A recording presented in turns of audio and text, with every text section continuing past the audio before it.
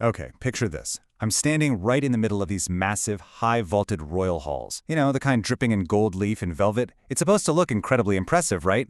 But looking closely, I can see right through it. It's all just a mask covering up the kingdom's skeletal architectural bones. Welcome to this explainer on the liturgy of the Threefold Tomb. We're going to treat this like a grim psychological fable, where I am playing the role of the trapped dreamer, and my very own mind has become this damp, inescapable catacomb. We're taking a deep dive today into how psychic suppression is actually built inside us. And suddenly a voice echoes right out of the shadows. It's absolutely dripping with this theatrical sneer. You pathetic, jingling fool. Do you truly believe that Motley is anything more than a fragile persona designed to mask the commoners by day you so desperately despise? Ouch, right? That's the Shadow Knight. He's speaking directly to me, totally interrogating me.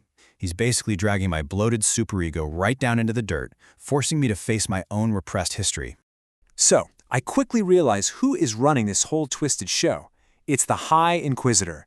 Think of his heart as a literal fortress built entirely out of walls of exclusion and fear. His one job? To make absolutely sure that no vibrant branch of my own potential ever survives to shake up his precious status quo. This right here is psychic suppression. It's that terrifying psychological mechanism where my own raw potential gets dragged down into these dark ancestral vaults, all just to keep the rigid architecture of my everyday reality perfectly intact. Now, this whole entombment process is carried out by three distinct Inquisitor Knights. They act out three distinct stages of suppression. First, we have the Gilded Trap, then the Leaden Psalm, and finally, the Silent Masonry. Let's break them down. Starting off with Stage 1, the Trap of the Gilded Reflection. This is the domain of the Jester Knight. So, the Jester Knight steps out of the shadows. But listen, he is definitely not here to juggle or entertain. He's wearing armor that's literally forged from a cracked mirror he found in the mud. He doesn't even need to fight me physically, because he weaponizes my own pride against me. It's fascinating, really. He operates as this twisted, dark manifestation of my superego. He's hunting for that commoner by day who secretly thinks they have the stained blueprint of a god inside them. And because I looked into the world's cracked glass and saw a champion instead of a messy design, well, he found me. He uses the intoxicating nectar of my own vanity, taking the very fire of my imagination and just melting it down into iron shackles. He proves, pretty brutally, that the ultimate grudge is the world's refusal to stay small. Moving right along to Stage 2, the Weight of the Leaden Psalm. Enter the Bard Knight. Now, the Bard Knight acts as the high priest of memory. He carries this lute made of dull lead that practically hums with the creative spark of 1,000 dismissed lives.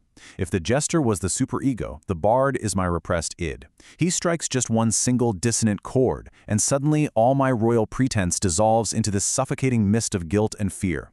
It's like he's a perverted gardener, forcing me to stare right into the bitter fertilizer of my own excluded history. I can actually feel the thorns of the past, historical prejudices, old shame, literally manifesting as a physical weight crushing against my lungs. He methodically prunes away the dead wood of my hope, turning my own history into a containment system that completely immobilizes my soul. It is intense. And that brings us to the final stage, Stage 3, the Ritual of the Silent Masonry, the Arrival of the Shadow Knight. Cutting right through that suffocating mist, the Shadow Knight emerges. He's wearing a silk mask that acts as a pristine altar to a venomous grudge. And, with his arrival, the architectural blueprint of my trap is finally complete. Look at how this all fits together. The jester bound my superego, the bard suffocated my repressed id, and now the Shadow Knight acts as the high priest of the ego itself. He carries a hidden trowel and he targets me specifically, the dreamer who dared to imagine a better world. With cold, absolute devotion, my own ego starts piling heavy masonry right around my vanity, walling in what he considers the poison of my potential. His ultimate goal? To build me a permanent tomb. Let's look at the grim conclusion of the High Priest's work. As these three knights finish their dark liturgy, the High Inquisitor looks out over the ancestral vaults. My heroic silhouette, that stained blueprint of a god I thought I had, is now buried so incredibly deep it will never see the sky. The fire of my imagination, completely extinguished by the cold reality of those iron shackles. This fable doesn't end with a triumphant song. It ends in stone silence, a rigid structural conclusion where the vibrant branches of my future are permanently grafted onto the twisted roots of the world as it already is. As that very last stone is set into place, the sneering whisper of the Shadow Knight echoes through the damp catacombs of my mind. But he's not just talking to me anymore. He's asking a question meant for all of us, as we navigate our own psychic architecture. Is your permanent tomb already being built in the stone silence of the status quo? Has the fire of your imagination already been extinguished by the cold reality of iron shackles? Or will you shatter the cracked glass before the heavy masonry seals you in?